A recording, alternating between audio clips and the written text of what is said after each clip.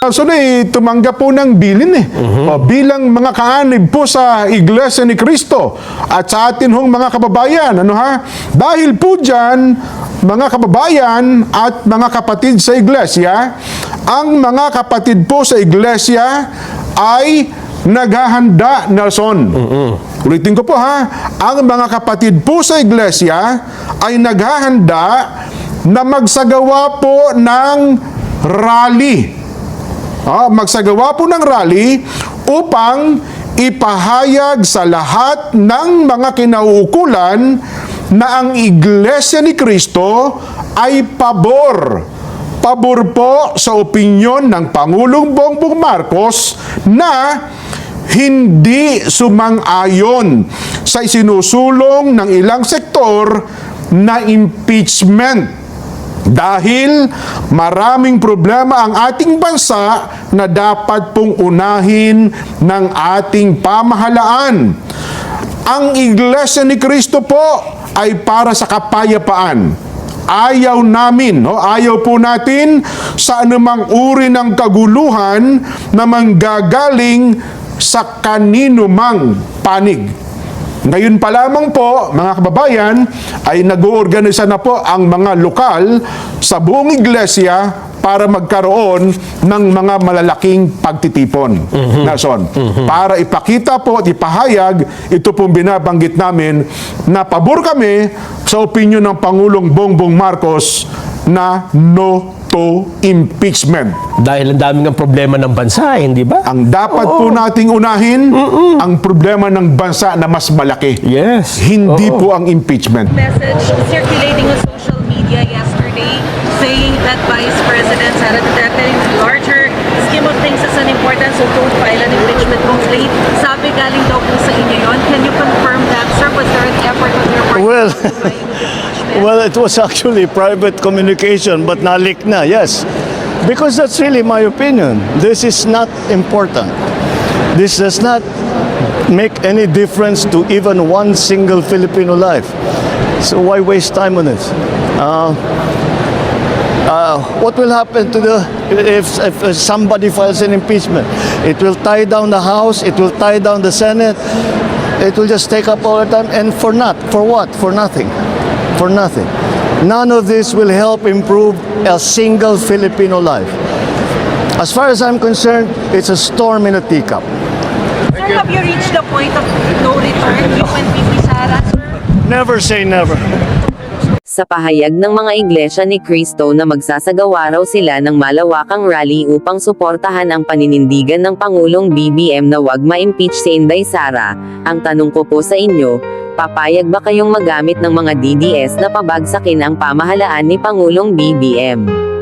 Alalahanin po sana ninyo na bagamat ayaw ni PBBM sa impeachment ni Inday Sara, ay iginagalang niya ang proseso ng impeachment, sapagkat ito po ay prosesong pampolitika na kung saan po, ang isang leader na nahaharap sa mga katiwalian ay nililitis na may due process sa Senado, kung sakaling mapatunayang may kasalanan ang akusado ay mapipigilan na siyang humawak pa muli ng anumang tungkuling pampubliko upang maiwasang maulit muli ang ginawa niyang kasalanan sa bayan. Yan po ay isinaalang-alang ni PBBM, kung kaya po hindi niya pinipigilan ang Kongreso at Senado. Ngayon, inuulit ko po ang tanong sa inyo, papayag ba kayo na magamit ng mga DDS na pabagsakin ang gobyerno ni PBBM? Alalahanin po sana ninyo na ang pagrarally ay magdadagdag lang ng isa pang malaking kaguluhan.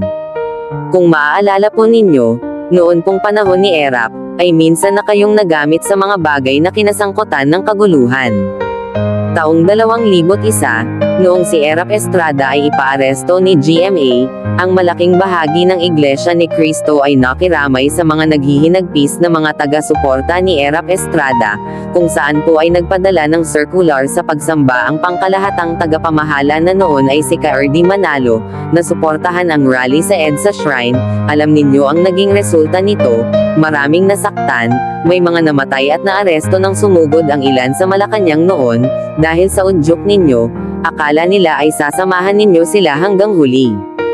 Tama na po, huwag na kayong magpadagdag pa ng tensyon sa nangyayari ngayon sa ating politika. Sa halip, mamagitan kayo at huwag manulsol sa panig ng isa. Huwag na ninyong ulitin ang minsang pagkakamali.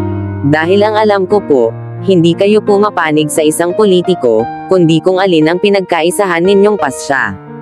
Maging ehemplo sana kayo sa pagtataguyod ng kapayapaan. Huwag mamulitika. Salamat po. Nakakabahala ang mga pahayag na narinig natin nitong mga nakarang araw.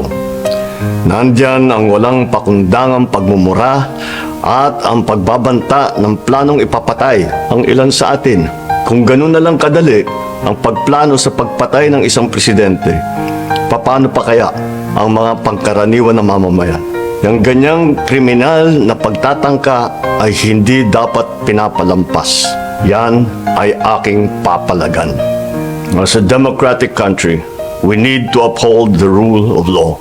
Ako, bilang pinuno ng Executive Department at lahat ng mga nanunungkulan sa pamahalaan ay may sinumpaang tungkulin na tutupdin at pangangalagaan ang konstitusyon at ang ating mga batas. Kaya hindi tama ang pagpigil sa mga halal ng bayan sa paghahanap ng katotohanan. Hindi na sanang hahantong sa ganitong drama kung sasagutin lamang ang mga lehitimong katanungan sa Senado at sa House of Representatives. Ang katotohanan ay hindi dapat itokhang. Tapos na sana ang usapang ito kung tutuparin lamang ang sinumpaang panata na bilang lingkod bayan ay magsabi ng totoo at hindi hahadlangan. Imbis na diretsahang sagot, nililihis pa sa kwentong chicheria. Hangad ko na matuldukan na itong mga pangyayaring ito sa parang matiwasay at magdadala sa atin sa katotohanan. 12 taon din ako nanungkulan sa magkaparehong kamara ng Kongreso. Batid ko ang kapangyarihan iginawad sa kanila ng taong bayan at ng ating konstitusyon.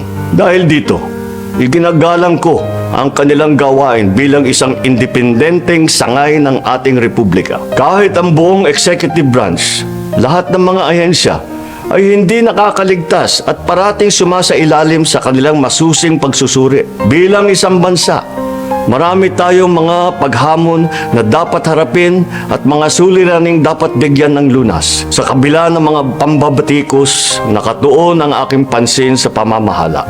Ngunit, hindi natin ikokompromiso ang rule of law. Kailangan manaig ang batas sa anumang sitwasyon, sino man ang tamaan. Kaya hindi ko hahayaan magtagumpay ang hangarin ng iba na hatakin ang buong bansa sa burak ng politika. Igalang natin ang proseso. Tuparin natin ang batas. Alalahanin natin ang mandato na pinagkatiwala sa atin ng milyon-milyon na Pilipino. Magtrabaho po tayo sa ikauunlad ng Republika ng Pilipinas at para matamo ang bagong Pilipinas.